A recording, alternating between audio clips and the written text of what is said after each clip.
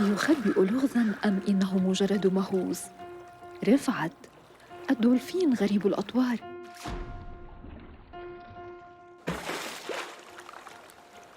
يسبح متوارياً في الأعماق ثم يتوقف فجأة، ينتصب جسده فوق الماء كغواصة تترقب المكان. يثبت في مكانه، يمج من غليونه،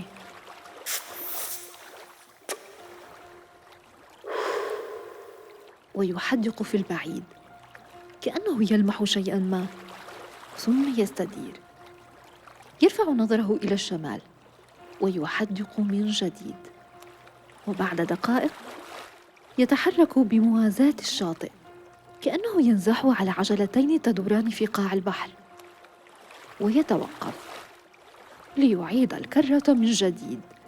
لكن لا شيء في عرض البحر ولا ناحية الشمال، المكان خال تماماً إلا من دخان غليونه المتصاعد وسط البحر. ورغم ترقبه المستمر لا شيء يقاطع نظراته، حتى لو أطلق سفينة صافرتها. فاستنفر الشاطئ بمن عليه. ما من قطارات في عالم البحار، لكن لو حدث وعبر أحدها على سطح البحر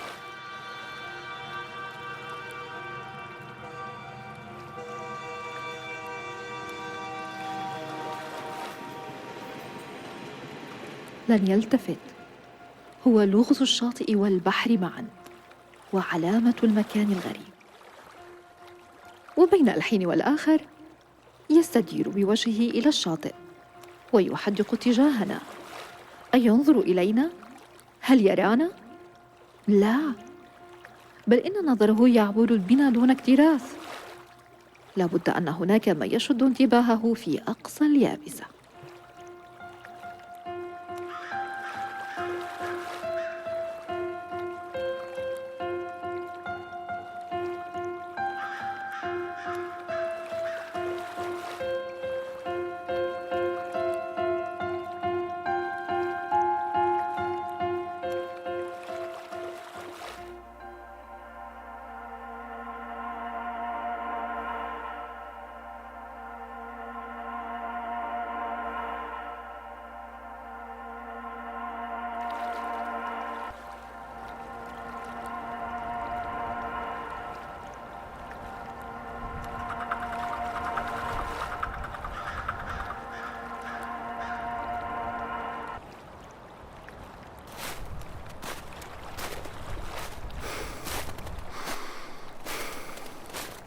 جيئة وذهاب، ثم جيئة، ثم ذهابا. البطريق مسعود يزرع الشاطئ بتردده وإيقاع خطواته. هو الآخر مشغول بأمر ما، لكنه ملول، يفكر ثم يمل التفكير، يمعن النظر في عمق اليابسة ويتقدم بضع خطوات تجاهها وكأنه يهم في أمر ما، لكنه سرعان ما يتراجع فيعود أدراجه، ثم يستدير ويتوقف مع ما يشغله. لو ناديناه مثلا يلتفت إلينا، لكنه سرعان ما يعود لما يشغله، ومن جديد جيئة ثم ذهابا، جيئة ثم ذهابا، يعاود تبرمه.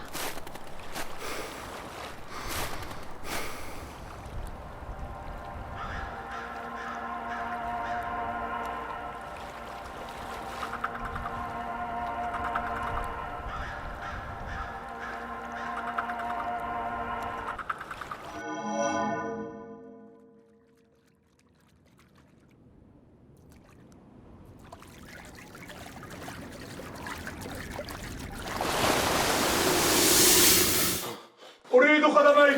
ماذا تريد؟ أريد قدمي. ولماذا تريد قدمي؟ أريد قدمي. ما الذي ستفعله بقدمي؟ أريد أن أتمشى مثلك. تتمشى؟ يا عيني عليك، وأنا كيف سأتمشى؟ دعك لي. أريد أن أكتشف الشاطئ وأرى ما عليه. من يعيش هنا؟ ماذا يوجد بين تلك الصخور وخلف كتل الثلج؟ كيف تتجنبون الشمس تحت تلك الشجيرات وكيف يبدو البحر من اليابسة؟ تريد أن تكتشف الشاطئ أم تريد أن تلوثه بدخان غليونك الكريم؟ بل أريد أن أدخن غليوني وأنا أتمتع بمنظر البحر.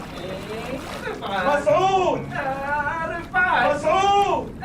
ألا يكفيك من يعيش في البحر؟ تريد أيضا أن تذهب لليابسة؟ أنت أيضا تعيش في البحر وتذهب لليابسة. هناك فكرة. أعطني قدميك. ابدأ واسمعني. ما من فكرة إلا الحصول على قدميك. لكن اسمعني، منذ زمن وأنا أشتهي أن أحصل على جناحي الدجاجة. هاتان القدمان يسببان لي التعب بعد عدة أمتار ولا أستطيع بهما الابتعاد عن الشاطئ. جناحا الدجاجة يساعداني على القفز وقطع مسافات كبيرة والوصول للسهل. أريد أن أكتشف البراري والحياة بهما. شو بفهم منها الحكيم؟ سأذهب إلى الدجاجة، آخذ جناحيها ثم أعود إليك لأعطيك قدمي. لن أنتظر ولن تعود وأريد قدميك حالا. إن أعطيتك قدمي الآن لن أستطيع التحرك من مكاني. اذهب. لا أريد قدميك. اذهب. لا أريد قدميك. اذهب.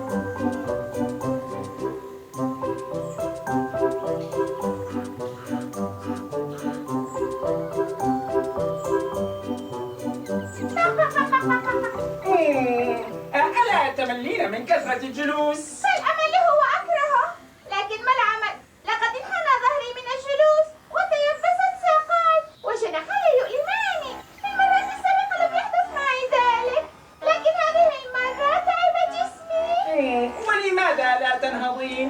ألا ترى أني أجلس على 7 بيوت؟ كل مرة أبيت 7 أجلس عليهم يوما بيوم إلى أن أكمل 21 يوما، ثم يفطسون ويلحقون بي أينما ذهب. أمشي يمشون، أجلس يجلسون، أركض يركضون، وعندما يكبرون لا أعرف أين يذهبون ولا أعد أراهم. ثم أبيت وأجلس على 7 جديدة ولا أستطيع الحراك. أحدهم يحرك قدمي فيهز البيضة التي ينام فيها، والآخر يحرك رأسه، والثالث يحرك جناحي، وكل ذلك يجعل البيضة تهتز وتضرب في جسمي.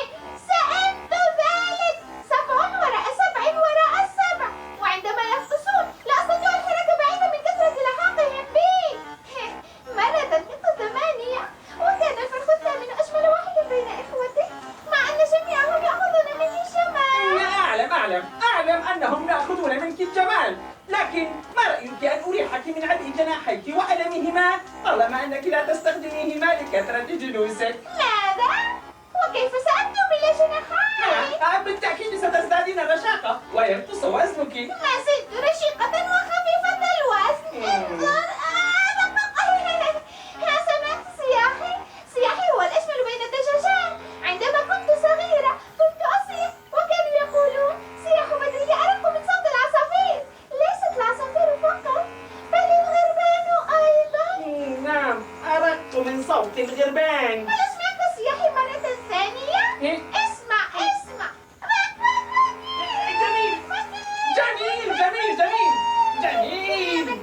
جميل، لكن إن تخليت عن جناحيك ربما تصبحين أسرع. لكني سريعة ورشيقة، أسرع دجاجة في البراري والأجمل بينهم. كنت أحمل صغاري 7 وأركض بهم ولا لكن ربما إن تخليت عن جناحي سأتحول إلى دجاجة مميزة مختلفة عن باقي الدجاجات. سيلتفت كل الديكة إلي وسيلاحقونني بنظراتهم كلما مررت. نعم. إذا أعطني جناحيك. لكن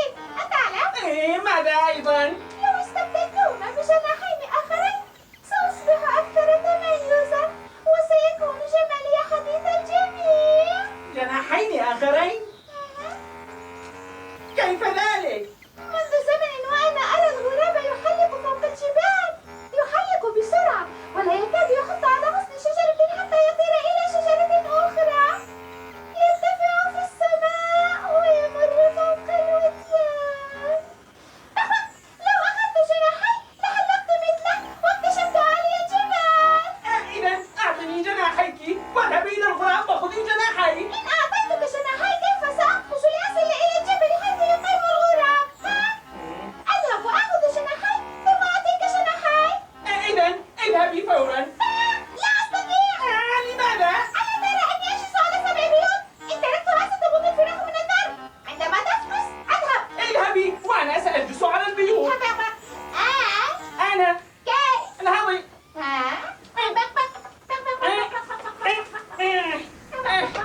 اذهبي اذهبي.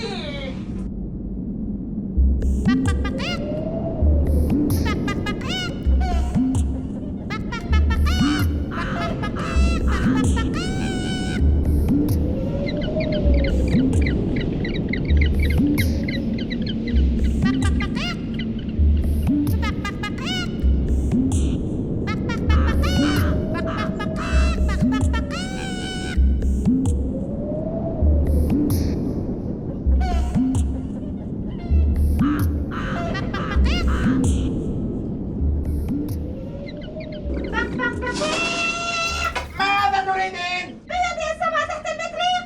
إن تركها ستموت الفراخ من البرد. لكن البطريق بارد يعيش بين كتل الثلج. لا أعرف كيف سأحافظ عليها، لكنه سمين جدا. بطنه كبير.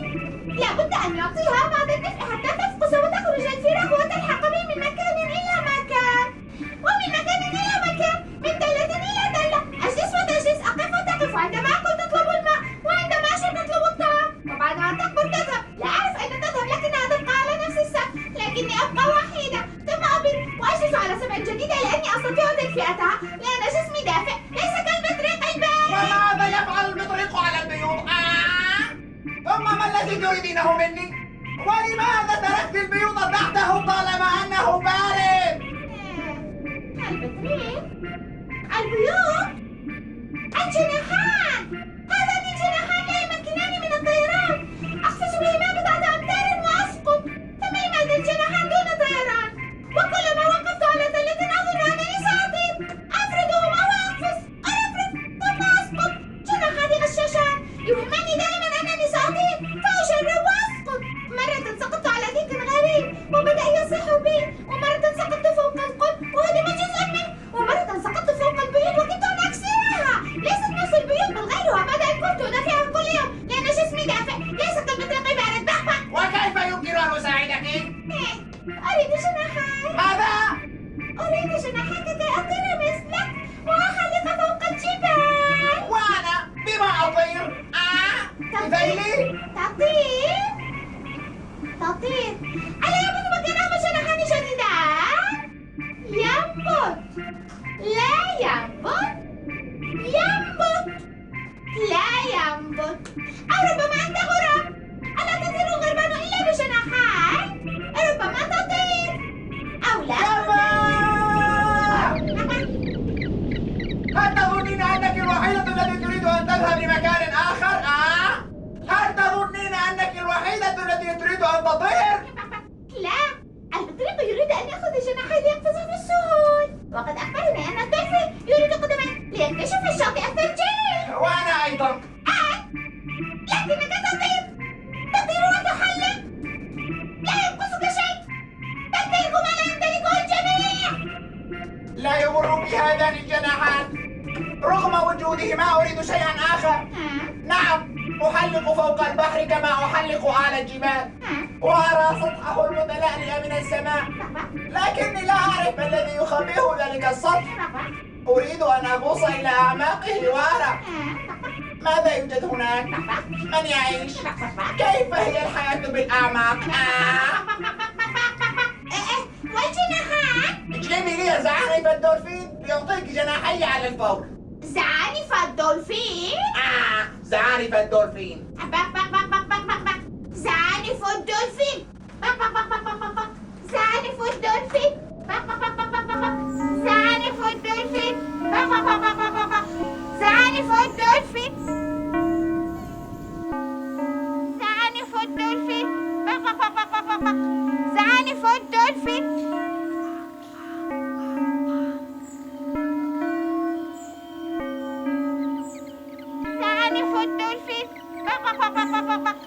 زعانف الدولفين. زعانف الدولفين. زعانف الدولفين. زعانف الدولفين.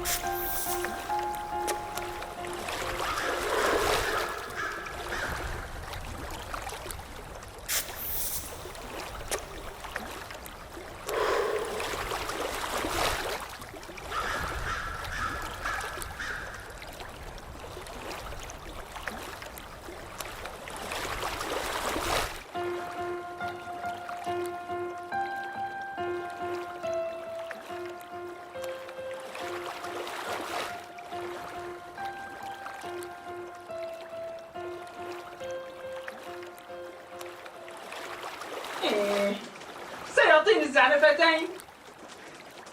لن يعطيني. ربما يعطيني. لا لن يعطيني. رفعت بلا زعانف. لن يعطيني. على الأقل زعنفة واحدة. زعنفة واحدة؟ أخذ الزعنفة منك، أعطيها للدجاجة، الدجاجة للغراب. الغراب يعطي جناحا واحدا للدجاجة، الدجاجة تعطيني جناحا واحدا. أنا أعطي قدما واحدة لرفعت. رفعت بقدم واحدة، الغراب بزعنفة واحدة. ما الذي سيفعله رفعت بقدم واحدة؟ وما الذي سيفعله الغراب حتما بزعنفة واحدة؟ الغراب بجناح واحد، الدجاجة بجناح واحد. أنا بقدم واحدة. كيف سأمشي بقدم واحدة؟ الزعنفتين لا حل إلا بالزعنفتين. لكن كيف سيعطيني الزعنفتين؟ كيف أقنع دولفينا مجنونا؟ كيف سيعطيني الزعنفتين؟ كيف أقنع دولفينا مجنونا؟ كيف سيعطيني الزعنفتين؟ كيف أقنع دولفينا مجنونا؟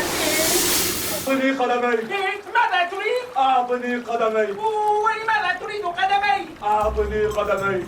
ما الذي ستفعله بقدمي؟ أريد أن أتمشى مثلك. تتمشى؟ يا عيني ليه؟ وأنا كيف سأتمشى؟ دعك لي. أريد أن أكتشف الشاطئ وأرى ما عليه. كيف تتوسدون كتل الثلج؟ كيف تستلقون تحت السماء والهواء يداعب وجوهكم؟ كيف تراقبون الحياة بين أخاديد الصخور؟ وكيف تحفرون الثلج وترتبطون رداءكم؟ تريد أن تلوث الشاطئ بدخان غليونك الكريم. بل أريد أن أدخن غليوني وأنا أتمتع بمنظر البحر. رفعت. مسعود. رفعت. مسعود. انتظر. مسعود. تتحدث عن اليابسة والريح والهواء وكأنك لا تتنفس فوق الماء. أنت أيضا تعيش في البحر وتتنفس فوق الماء. طيب اهدى، ما الذي حل بك؟ أعطني قدمي. انتظر. بل أعطني قدمي. انتظر واسمعني. لا أنتظر إلا الحصول على قدمي ولن أنتظر. لكن كان يمكننا أن نحصل على كل ما نريد. بل يمكن. أحيانا يتوجب علينا أن ندفع الثمن ما نريد. لن أدفع. بل أدفع ولا ثمن يعادل قدمي. لكن اسمعني، يمكن أن تحصل على قدمي، لكن بالمقابل تستغني عن زعنفتيك للغراب وتأخذ قدمي. أعطني قدميك فورا وخذ ما تريد. تعطيني زعنفتيك أولا ثم تأخذ القدمين. ماذا؟ سأذهب إلى الدجاجة، أعطيها الزعنفتين وآخذ جناحيها ثم أعود إليك لأعطيك قدمي. بل أريد قدميك حالا. إن أعطيتك قدمي فلن أستطيع التحرك من مكاني. لا تتحرك. زعنفتيك أولا ثم أعطيك القدمين. بل قدميك أولا ثم تأخذ زعنفتيك. زعنفتيك أولا. بل قدميك أولا. بل قدميك حالا.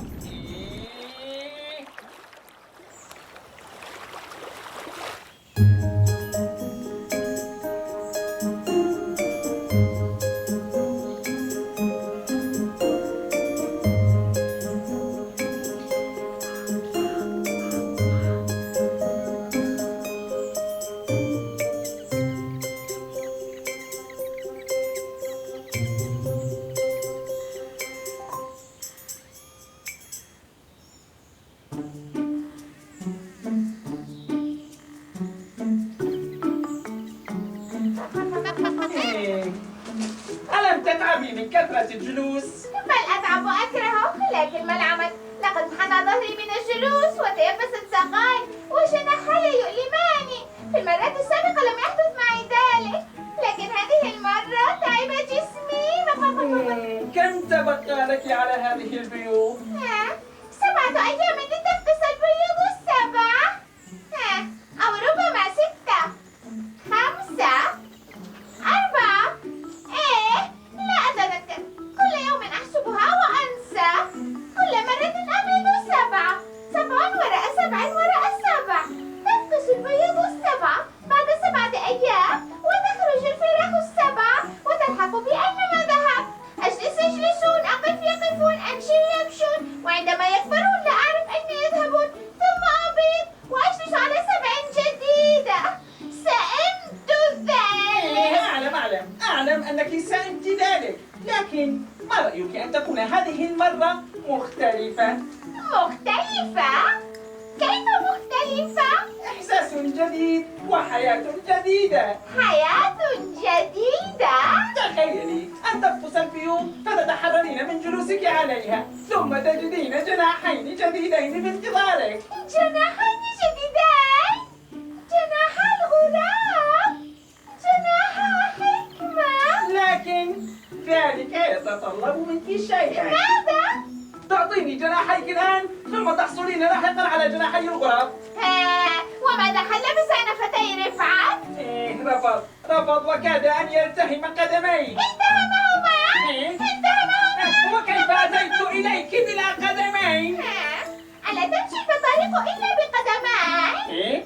تمشي لا تمشي تمشي لا تمشي أو ربما تطير بزعانفها.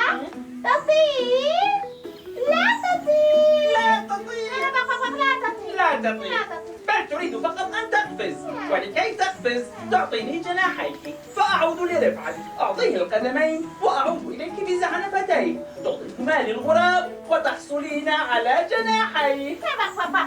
إن أعطيتك جناحي كيف سأقفز لأصل إلى الجبل حيث يقيم الغراب بلا جناحين؟ ربما إن أخبرته بأن الدلفين رفض البدء بعملية التسليم سيقبل بأن يسلم جناحيه أولا. هو أيضا يريد أن ينهي الأمر. أذهب وآخذ جناحي ثم أعطيك جناحي. إذا اذهبي فورا. سأجلس على البيوت. تعالي.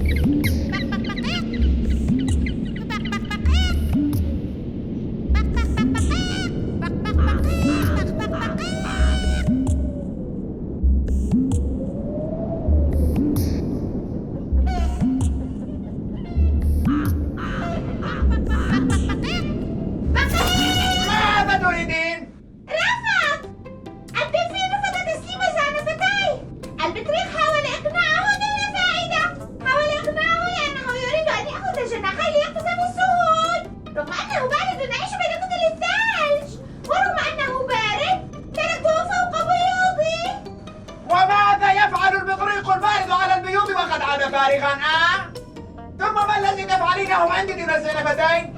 أريد جناحين. وأنا كيف أبقى بلا جناحين؟ هذان الجناحان لا يمكناني من الطيران. أقفز بهما بضعة أمتار وأسقط. ثم لماذا الجناحين دون طيران؟ وكلما وقفت على تلة أظن أنني سأطير. أفردهما وأقفز. أفرد ثم أسقط. جناحان غشاشان يوهماني دائما أنني سأطير فأجرب وأسقط. مرة سقطت على ديك غريب وبدأ يصيح بي. اجلبي لي ضمانة لأعطيك جناحي على الفور. ضمادة؟ ضمانة. ضمادة. ضمانة. ضمادة. ضمانة. ضمادة. ضمادة. ضمادة. مرة سقطت عن الطير وأنا أحاول أن أطير فانكسر جناحي وجاء ديك عابر والبت ضمد جناحي. ضمانة. وجاء في اليوم التالي وبدل ضمادي. ضمانة. في اليوم الثالث وبدل ضمادي. ضمانة. وبدل ضمادي. ضمانة. وبدل ضمادي. وظل ديك ضمانة. عابر يبدل ضمادي. ليس نفس الديك الغريب الذي صاح بي بل ديك غيره ليس من نفس السهم بل من ضمانة يا بدرية. ضمانة. ضمانك من قار أو ذيل تبقى لهنا عندي إلى أن تعودي لي بزعنفتي الدولفين فأعيد الضمانة إليك. را را را را را أتيك بديك غريب وأضعه. اسكتي. را را. أم الخال الدلفين يحل المسألة؟ نعم يحلها. أذيل البطريق يحل المشكلة؟ نعم يحلها أي شيء. زعنفتي الدولفين.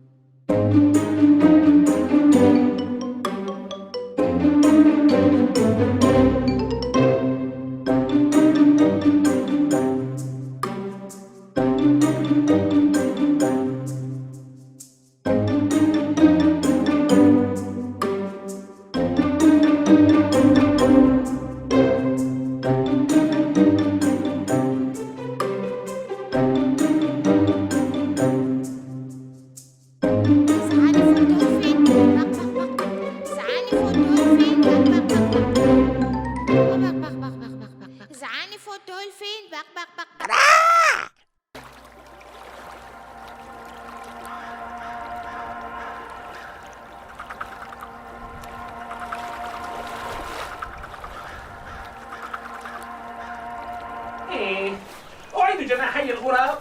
لا أعيدهما. أعيدهما. لا أعيدهما. أعيد جناحي الغراب للدجاجة. الدجاجة تعطيني جناحيها. أعطي قدمي للدولفين فيعطيني زعنفتي. أعطيهما للدجاجة فتسلمهما للغراب وتنتهي القضية.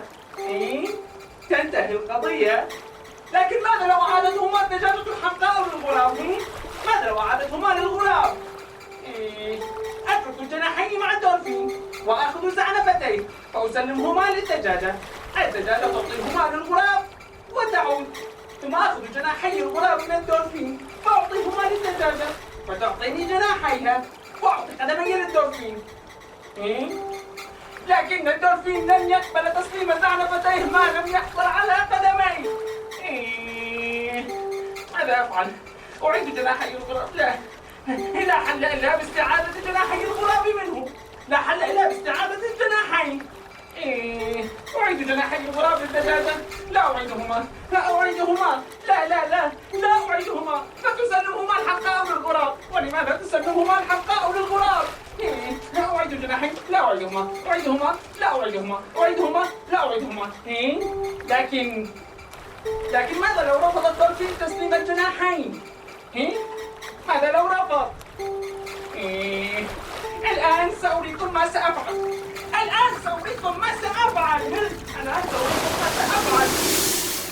أعطني قدمي. أصعد. إلى أين؟ ألا تريد قدمي؟ نعم. إذن أصعد.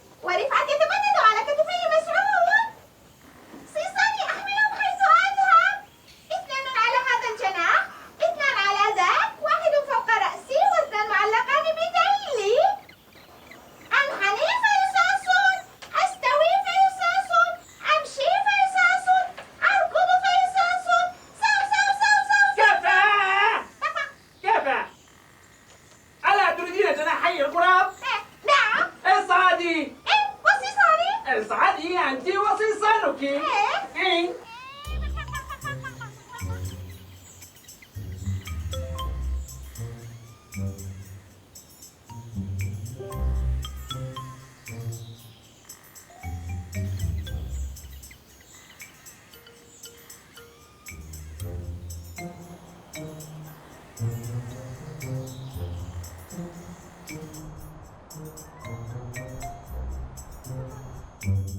انزلوا.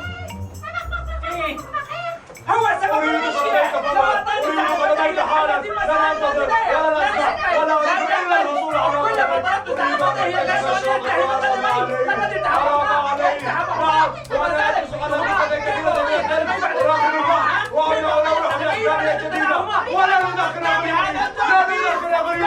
لا ندخل غيوني قبل الوصول إلى قدميك. ذلك يقول أريد قدميك. ما الحل معه؟ ما الحل؟ أقول بأنه سيأتي بهما لكنه لا يفعل. لا يفعل. وكيف ولو أنه الفيل يلتهم قدميك ثم لو أعطيتني جناحيك منذ البداية لحلت المسألة وأنت إلى فأعطيته قدمي وأخذته الزعنفتين لكنك لم تقل لي جناحين فقد تجلسين على البيوت وتتأوهين من آلامك وعندما أطلب الجناحين تطلبين الزعنفتين أولا وتتحدثين عن ديك غريب.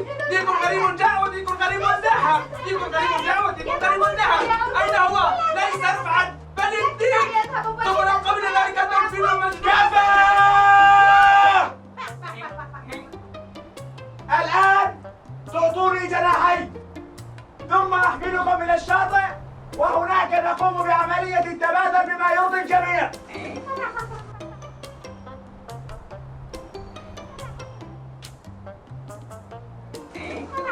اصعدوا أين سيساني؟ اصعدوا.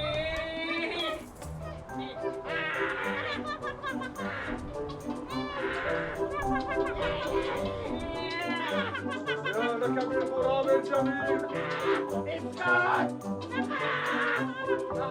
أعطني قدمي. يا إلهي.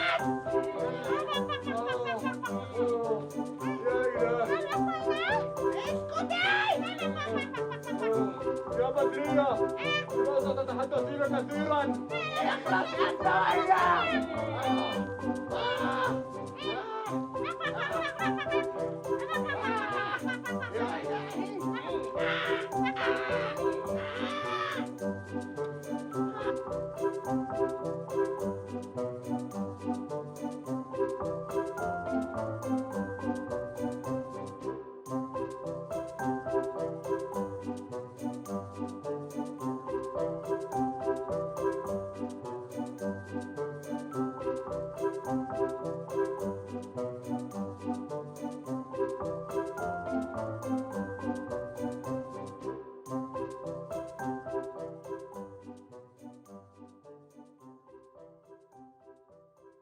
أردت الحصول على قدمي البطريق لكنك لم تبذل أي شيء في سبيل ذلك ولم تقم بأي مجازفة. لم تقبل بتقديم زعنفتيك أولا ولم يخطر ببالك أن تلبي رغبة الآخرين على رغبتك.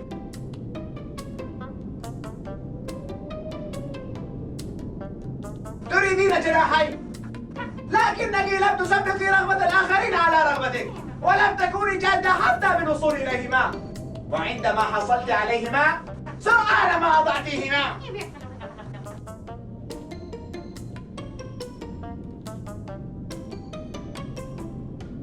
ذهبت وجئت مرارا وتكرارا وأنت تريد جناحي الدجاجة لكنك لم تفعل شيء سوى الإلحاح سوى الإلحاح. وعندما وجدت طريقك مغلقا مع هذا الدولفين لم تخطر ببالك الاستعانة بدولفين آخر. الآن سنجري عملية التبادل. الآن البطريق سيعطي قدميه للدولفين. الآن الدجاجة ستعطي جناحيها للبطريق. وأنا سأعطيك جناحي. أعطني زعنفتيك. والآن ليأخذ كل واحد ما أراد وليضعه على جسده.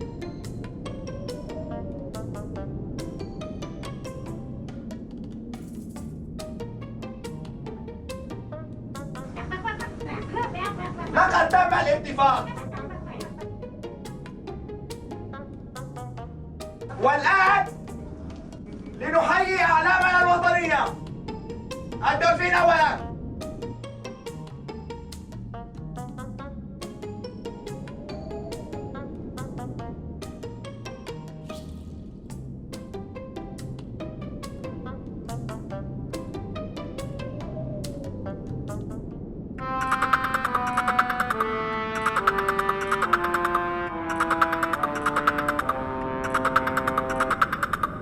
الدجاجة ثانيا.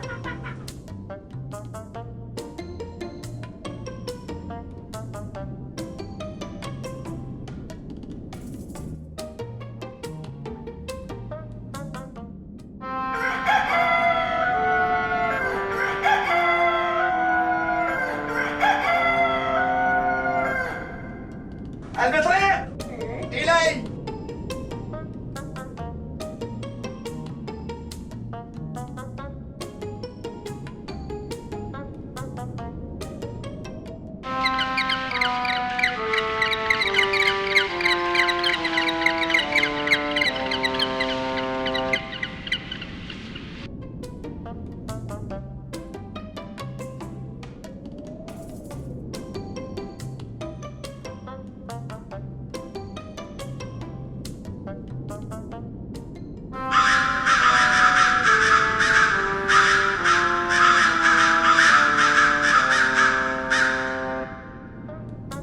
والآن لنحتفل بحياتنا الجديدة.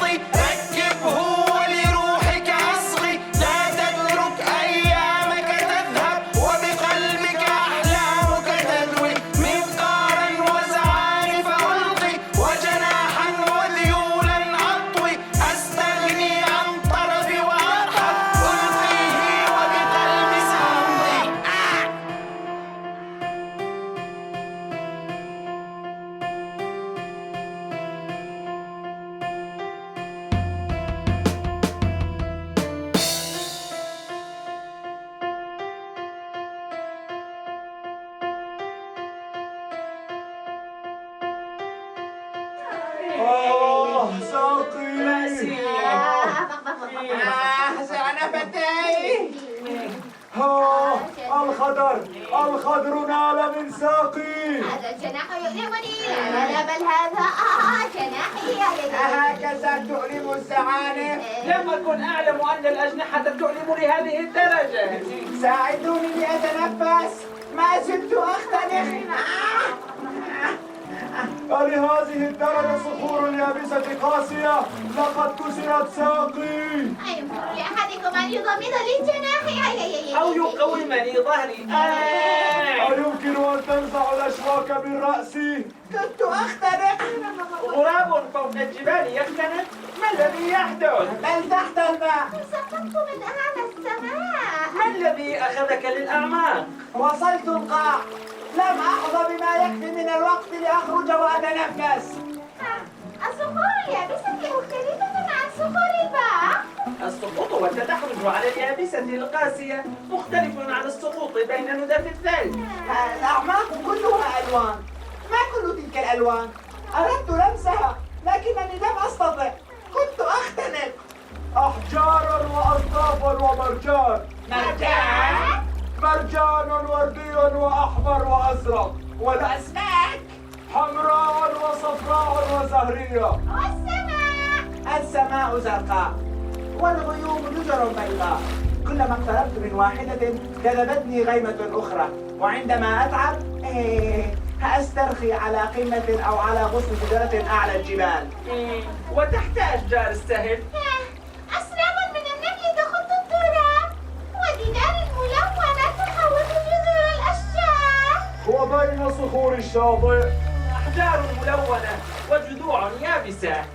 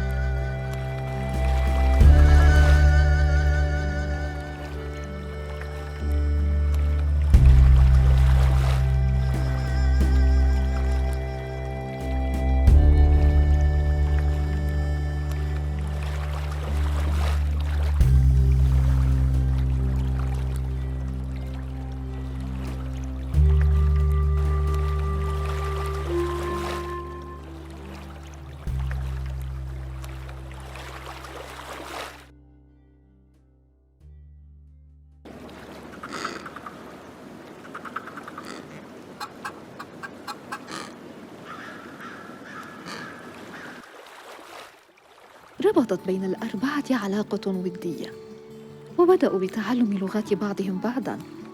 فبدأ الدولفين بتعلم لغة البطريق، والبطريق بتعلم لغة الدجاجة، ثم الدجاجة لغة الغراب. فأصبح الدولفين يسمع حكايا البطريق ويتعرف على مغامراته بين كتل الثلج والانزلاق على الشاطئ المتجمد، والبطريق يستمع لحكايا الدجاجة ويفهم عن حياة البراري والتقاط الحبوب بعيداً عن البحار. أما الدجاجة فباتت تستمع حكايا الغراب عن منظر أعالي الجبال والتحليق فوق الوديان. ثم تعلم الغراب لغة الدولفين وصار يستمع منه لحكايا أعماق البحار. وبينما تلتف الحكايا من الغراب إلى الدجاجة فالبطريق والدولفين وتتجدد ثانية عند الغراب، تعلم الجميع لغات بعضهم بعضاً وتحولوا لأصدقاء، وأصبحت الحكاية متجددة ومختلطة. ولم يعد أحد منهم يفكر بانتزاع جناح أو ريشة أو زعنفة من الآخرين. فالعدو والطيران والسباحة لا تحتاج لأكثر من جناح حكاية يحملها بين الأصدقاء، فتنقلهم بعيداً بين البحر والبراري والجبال.